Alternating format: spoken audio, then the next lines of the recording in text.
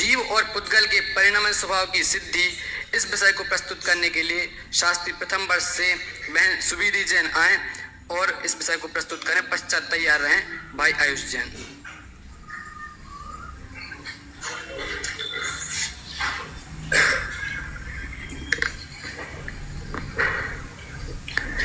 यहाँ पर उपस्थित अध्यक्ष महोदय एवं समस्त श्रोतागणों को मेरा सादर जय जिनेन्द्र।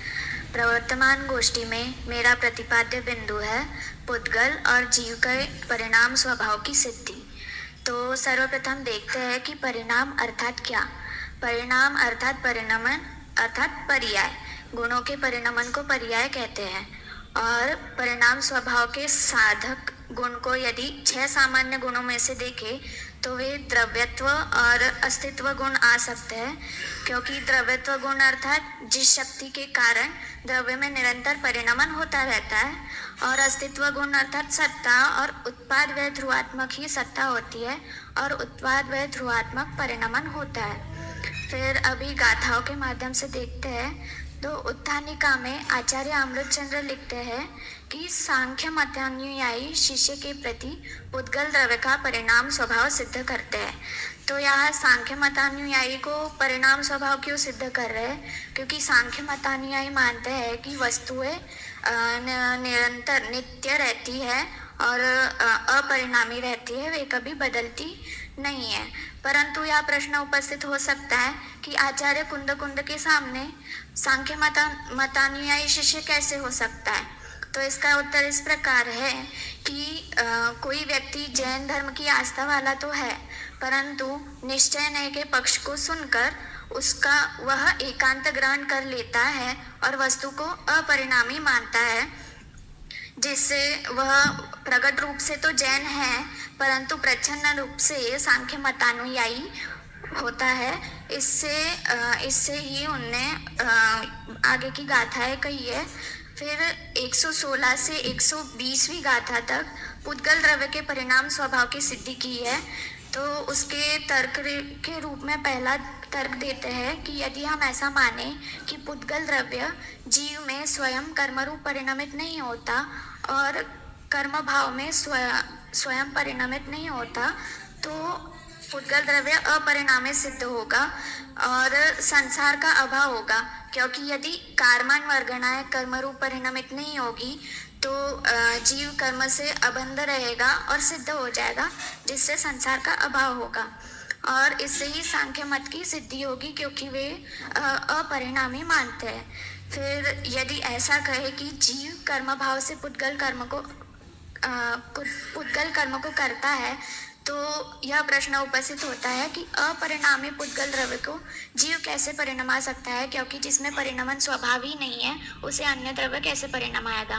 फिर यदि ऐसा कहे कि पुद्गल द्रव्य स्वयं कर्मरूप परिणमित होता है, तो यह बात झूठ सिद्ध होगी कि जीव पुद्गल द्रव्य को परिणमित कराता है, क्योंकि जो स्वयं परिणमित हो रहा है उसे अन्य द्रव्य की आवश्यकता नहीं है।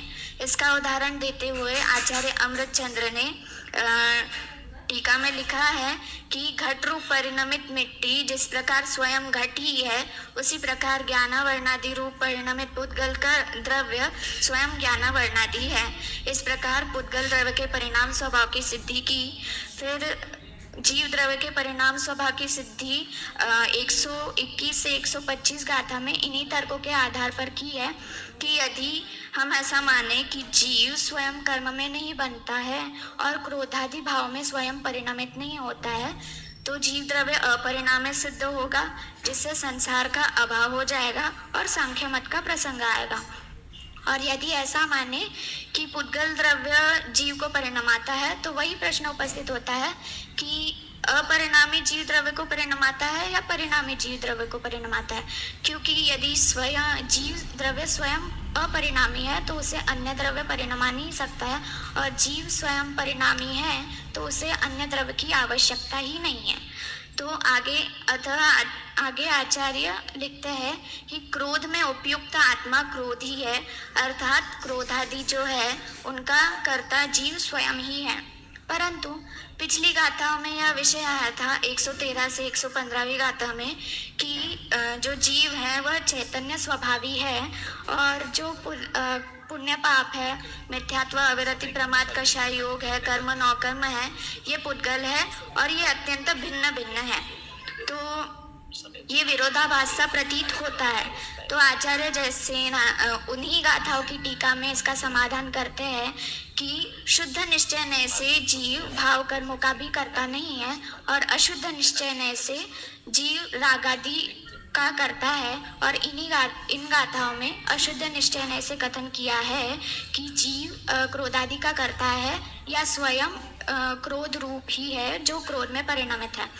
और फिर इसका उदाहरण देते हुए आचार्य अमृतचंद्र कहते हैं कि गरुड़ के ध्यान रूप परिणमित मंत्र साधक जिस प्रकार स्वयं गरुड़ ही है, उसी प्रकार अज्ञान भाव से युक्त क्रोधादि रूप परिणमित जो जीव है वह स्वयं क्रोध रूप ही है। इससे यह सिद्ध होता है कि पदार्थों का परिणमन उनकी स्वभावगत योग्यता का परिणाम, उनकी परिणाम शक्ति का ही कार्य है।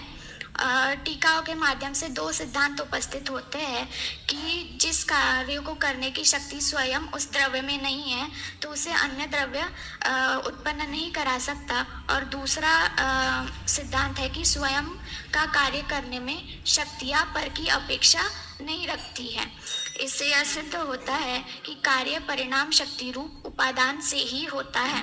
आचार्य अमृतचंद्र भी अपने कलशों में इसी भाव को स्पष्ट करते हैं कि जीव और पुद्गलों में अपने अपनी स्वभावभूत परिणाम शक्ति है, अर्थात जीव अपने भावों का करता है और पुद्गल अपने भाव का करता है।